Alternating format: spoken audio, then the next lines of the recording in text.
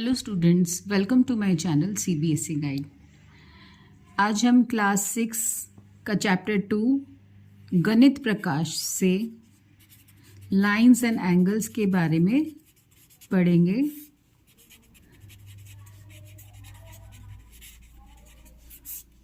उसमें हम पढ़ेंगे special types of angles. Last video में हमने सीखा था कि हमारा एंगल क्या होता है, हम उसको सुपर इम्पोज करके या देखकर हम कैसे बता सकते हैं कौन सा छोटा है कौन सा बड़ा है। एक चीज़ हमें इसमें जो ध्यान रखनी है, एक कॉन्सेप्ट है, छोटा सा है बट पता होना चाहिए। ये हमारा एंगल है।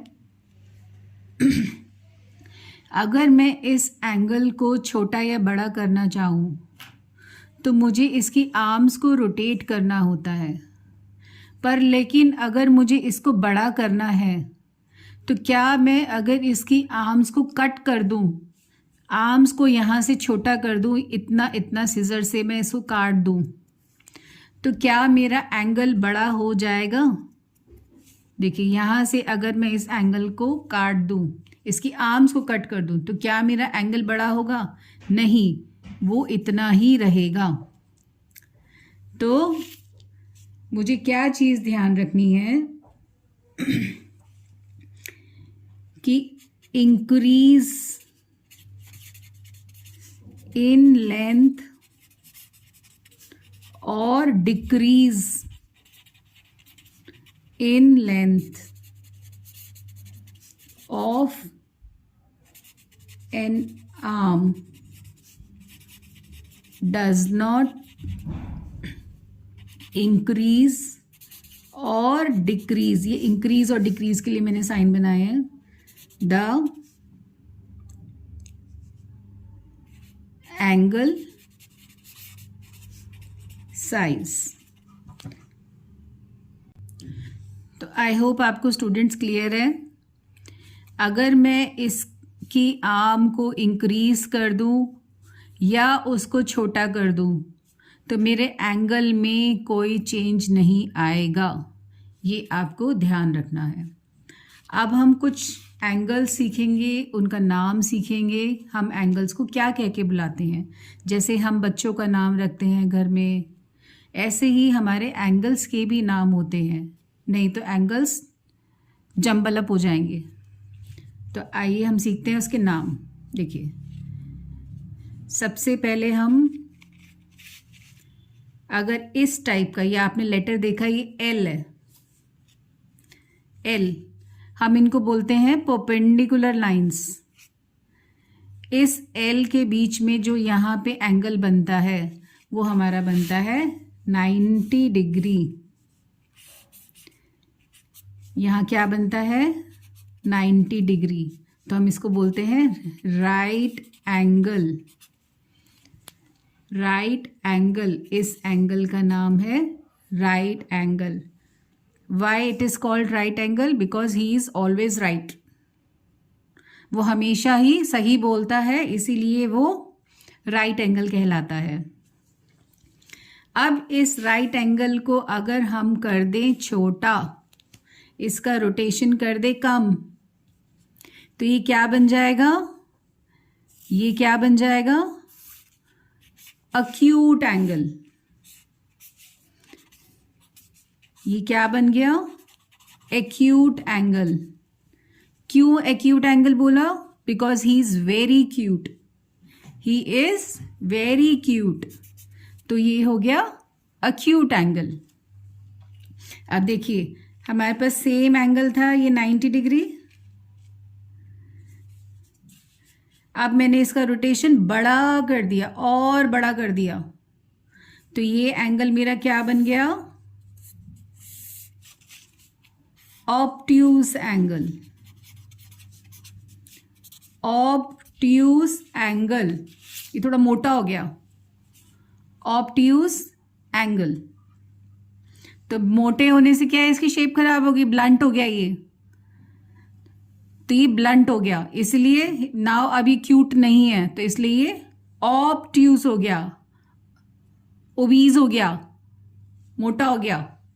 तो इसको इस तरह से याद रखना है। अब हमने इसकी रोटेशन खोली, इस एंगल की, राइट एंगल की, हमने इसको रोटेट किया। अब इतना रोटेट कर दिया कि इसकी आर्म्स बेचारे की सीधी हो गई, ऐसे ऐसे स्ट्रेट हो गई बिल्कुल इसकी आर्म्स। तो ये क्या एंगल बन गया? जब एंगल की आर्म्स बिल्कुल स्ट्रेट हो गई तो ये कौन सा एंगल बन गया? Straight angle. यहां से एक आर्म ये और एक आर्म ये बिल्कुल सीधी हो गई, तो इसको हम बोलते हैं स्ट्रेट एंगल। ये बहुत सीधा है, बिल्कुल सीधा है ये, इसमें कोई टेढ़ापन नहीं है। तो आप देखो कैसे नाम से ही हमारे एंगल्स निकल रहे हैं। Right angle, he is always right. तो ये क्या था? 90 डिग्री। इसको हमने क्या किया? लेस देन 90 डिग्री, 90 डिग्री से कम कर दिया। तो 90 डिग्री से कम मतलब 0 से लेके 89 तक, सॉरी 1 से लेके 89 तक हमारे जितने भी एंगल्स हैं वो हमारे सारे बहुत ही क्यूट हैं। अब ये है ग्रेटर देन 90, और क्या होगा? लेस देन 180, क्योंकि 180 ये स्ट्रेट एंगल मीन्स ये 180 है, ये बिल्कुल सीधा है, ये 180 है। तो ऑब्ट्यूज क्या हो गया? Greater than 90, less than 180। तो ये ओबीज हो गया, ऑब्ट्यूज, ओबीज। तो ऐसे आपको एंगल्स के नाम याद रखने हैं। अब एक आता है रिफ्लेक्स। इसको मैं आपको बस वैसे ही बता रही हूं। ये 180 से तो बड़ा है, ग्रेटर देन 180, और 360 से छोटा होगा। Greater than 180 and less than 360, क्योंकि 360 डिग्री हमारा जो होता है वो कंप्लीट एंगल होता है। कंप्लीट एंगल को हम बोलते हैं 360 डिग्री। तो स्टूडेंट्स, आई होप आपको ये एंगल्स और उसका मेजरमेंट क्लियर है। और जो राइट एंगल्स का मैंने बताया था, जो राइट एंगल्स की जो लाइंस होती हैं इस टाइप की, हम इनको बोलते हैं परपेंडिकुलर लाइंस। परपेंडिकुलर लाइंस, इनके बीच में क्या एंगल बनता है? 90 डिग्री का। इसकी क्या क्या एग्जाम्पल हो सकते हैं? Adjacent side of of the window, of the book. Book की जो एडजेसेंट साइड्स होती हैं, एडजेसेंट मतलब साथ साथ। जब भी बुक ऐसे बनती है, देखिए, जब इस टाइप से अगर हम देखेंगे और एक हम यहाँ रख देंगे तो ये बुक का पेज होगा इस टाइप से। तो ये यहाँ जो एंगल बनेगा, यहाँ जो एंगल बनेगा, ये सब हमारे परपेंडिकुलर लाइंस होंगी।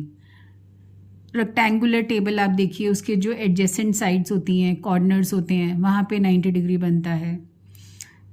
सेंटर टेबल जो होती है, जो राउंड नहीं होती, रेक्टेंगुलर, उसके वहाँ कॉर्नर्स पे हमारा 90 डिग्री बनता है। मैं आपको एक बुक दिखाती हूँ ताकि आपको इजीली समझ में आ जाए। ये देखिए, ये एक बुक है, ये साइड और ये साइड। तो यहाँ जो एंगल बना ये 90 डिग्री होगा और इनको हम बोलेंगे परपेंडिकुलर लाइंस। तो आई होप आपको ये पूरा कॉन्सेप्ट क्लियर है। अब हम चलते हैं पेज नंबर 29 की एक्सरसाइज की तरफ।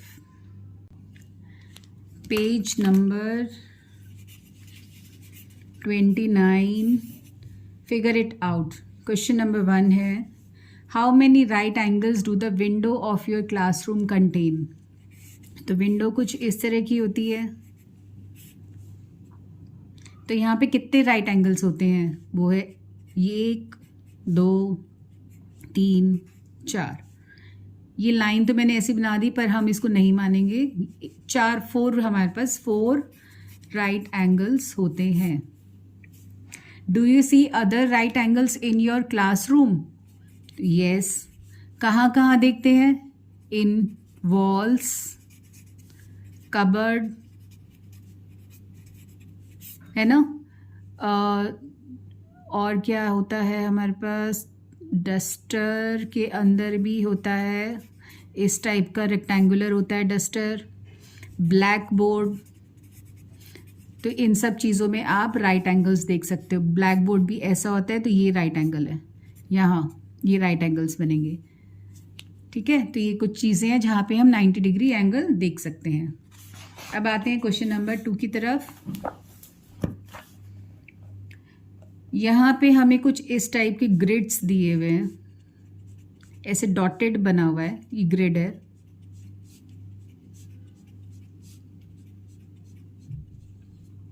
हेलो, इस ग्रिड को हमें वो बोल रहा है कि ए बी को एक्सटेंड करना है ताकि ये एक स्ट्रेट एंगल बन जाए। स्ट्रेट मतलब मैंने आपको बताया था जब दोनों आर्म्स बिल्कुल सीधी हो जाती हैं, तो इसको हम यहाँ पे ऐसे एक्सटेंड करेंगे, तो ये दो आर्म्स हो गई बिल्कुल स्ट्रेट, तो यहाँ पे हमारा स्ट्रेट एंगल बन जाएगा। जो नेक्स्ट ग्रिड है,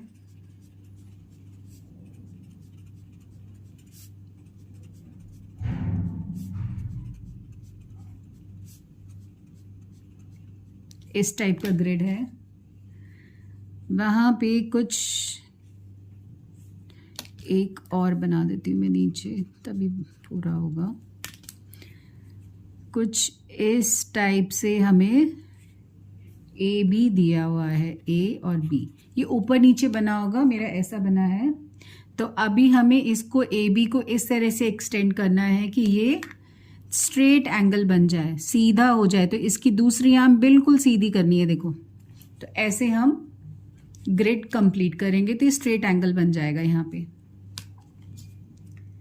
अब जो थर्ड क्वेश्चन है उसके अंदर हमें ग्रिड में इसी तरह की लाइन दी हुई है,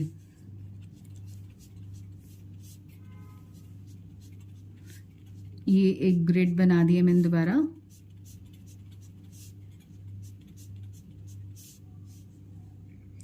तो मुझे यहाँ पे एक इस टाइप की लाइन दी हुई है, ए और बी लिखा हुआ है।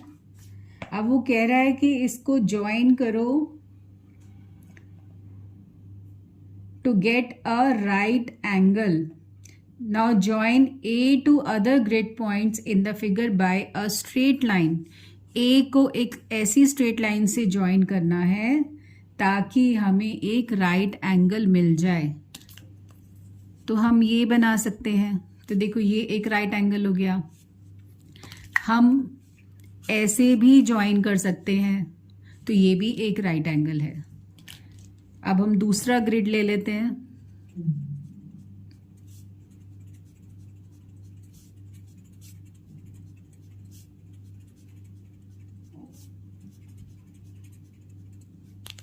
यहाँ पे स्टूडेंट्स ऐसे हमारे पास ए बी बना हुआ है, ए और बी। तो अगेन हमें क्या बनाना है, राइट एंगल, तो हम उसको ऐसे एक्सटेंड कर सकते हैं। तो देखो ये राइट एंगल आ गया, या हम ऐसे भी बना सकते हैं, तो ये भी एक राइट एंगल आएगा। तो आप कोई भी एक लाइन बना के ऐसे एंगल बना सकते हो। अब हमारे पास एक और ग्रिड बना हुआ है,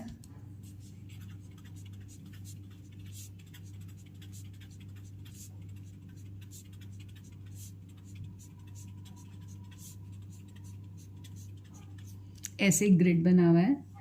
यहाँ पे हमें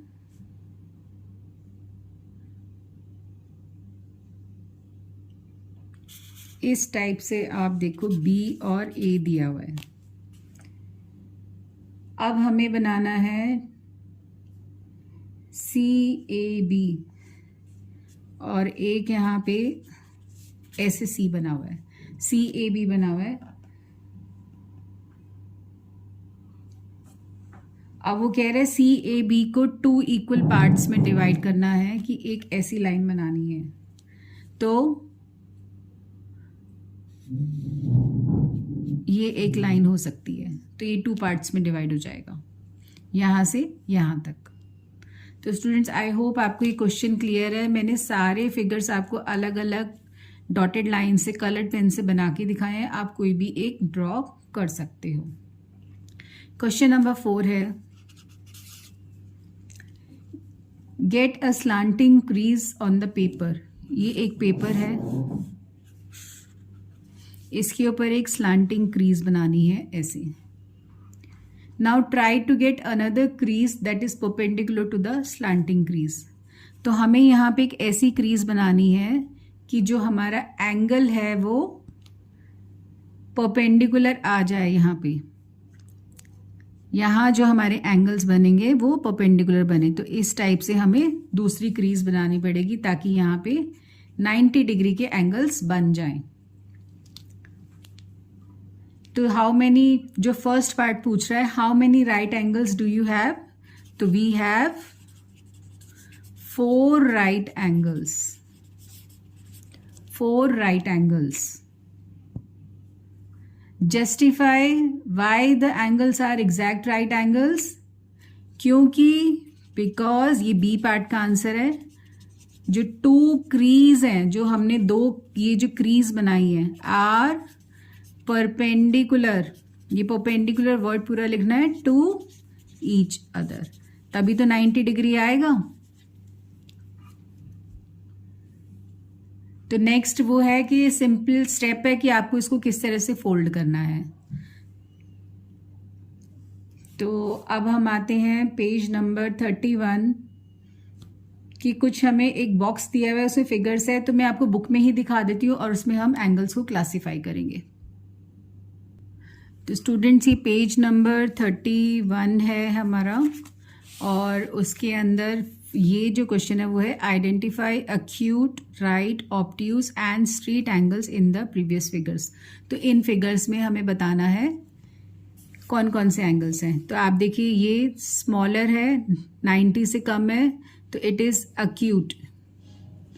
ये भी एक्यूट है, ये राइट है, ये एक्यूट है, ये एक्यूट है और ये भी एक्यूट है. नेक्स्ट में देखिए ये राइट है क्योंकि लाइंस हमारी परपेंडिकुलर हैं. ये भी राइट है. ये ओरिएंटेशन अलग अलग तरीके से बना हुआ है, ओरिएंटेशंस डिफरेंट है but these are right angles. ये भी राइट है, ये भी राइट है और ये भी राइट है. और ये देखिए ये है हमारा मोर देन 90 परपेंडिकुलर लाइन, बड़ा मुंह खुला हुआ है, obtuse, obtuse, obtuse, obtuse, obtuse, obtuse. ये वाला स्टूडेंट्स पूरा नहीं है स्ट्रेट, ये अक्यूट ही है. तो ये फर्स्ट वाले हमारे सारे अक्यूट हैं, ये राइट है और ये ऑब्ट्यूज है, सारे के सारे.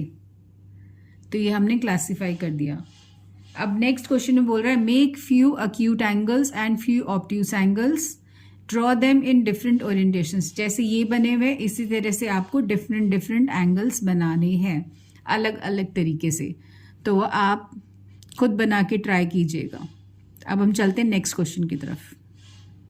क्वेश्चन नंबर 3 है, do you know what the words acute and obtuse means?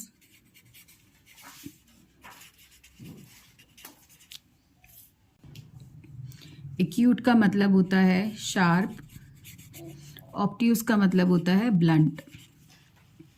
और ये शार्प ही होता है. उसने पूछा why, because vertex is sharp और यहाँ पे ऑब्ट्यूज का वर्टेक्स इज ब्लंट. तो इसकी फिगर कैसे बन सकती है, देखो ये बहुत शार्प है और ये ब्लंट. क्वेश्चन नंबर 4 है, यहाँ पे हमारे पास ट्राइंगल्स बने हैं 3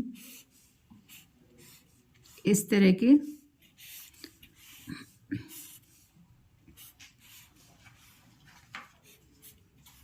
अब पूछ रहा है इसके अंदर कितने एंगल्स हैं. तो मार्क करते हैं 1 2 3, यहाँ पे 1 2 3 4 5 6 7 8 9 10 11 12. यहाँ पे 12 एंगल है. यहाँ पे 1 2 3 4 5 6 7 8 9 10 11 12 13 14 15 16 17 18 19 20 21. यहाँ पे 21 एंगल्स है। अब वो पूछ रहा है एक नेक्स्ट फिगर बनाओ और बताओ उसके अंदर एक तो फिगर क्या बनेगी। इससे नेक्स्ट फिगर हमारी पैटर्न, ये पे एक पैटर्न बन रहा है तो क्या होना चाहिए। तो अब हम दोबारा एक इसके अंदर ट्राइंगल बनाएंगे जिसको इस तरह से हम फॉर्म करेंगे। तो हमने ये ट्राइंगल बनाया है, ये हमारी नेक्स्ट फिगर है और इसमें कितने एंगल्स होंगे तो वो भी हम पैटर्न से बताएंगे। 3 में हमने 9 ऐड किया तो 12 आया, 12 में अगेन हमने 9 ऐड किया तो 21 आया। अब 21 में हम 9 ही ऐड करेंगे तो 30, तो यहाँ पे 30 एंगल्स आएंगे, 30 एंगल्स आएंगे। तो स्टूडेंट्स पैटर्न भी हमें बताना है कि इसके अंदर क्या आपने नोटिस किया। तो ये पैटर्न है हमारा, ये ट्राइंगल का पैटर्न है और ये नंबर एंगल्स निकालने का पैटर्न है कि कैसे आया। तो स्टूडेंट्स इसी के साथ हमारी पेज नंबर 32 तक जितना भी कॉन्सेप्ट है सारा कंप्लीट होता है। आई होप आपको समझ में आ गया है। इसमें से बहुत सारे क्वेश्चंस हमारे एक्यूट ऑब्ट्यूज एंगल्स आइडेंटिफाई करने के लिए आते हैं और उनका मेजरमेंट बताने को भी आता है। तो मैंने विद सारी ट्रिक्स आपको एंगल्स मेमोराइज कैसे करते हैं वो भी बता दिया। तो आप इसको प्रैक्टिस कर लेना और कोई भी डाउट हो आप मुझे कमेंट बॉक्स में लिख के भेज सकते हैं। तो अगर वीडियो अच्छा लगा हो तो please like, share and subscribe and keep practising.